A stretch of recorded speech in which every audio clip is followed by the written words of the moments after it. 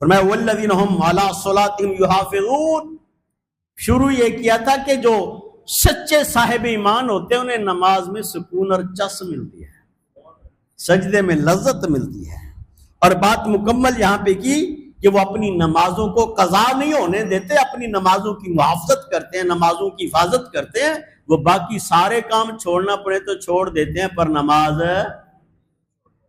ان کا انعام کیا ہے؟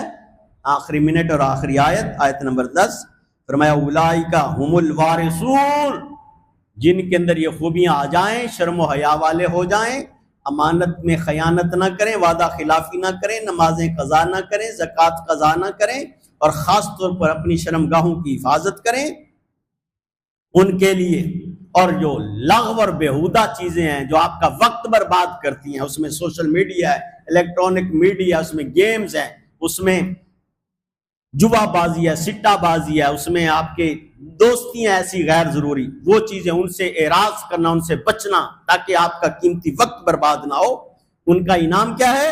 اولئک هم الوارثون، اللہ تعالیٰ انہیں وارث بنا دے۔ کس چیز کا وارث؟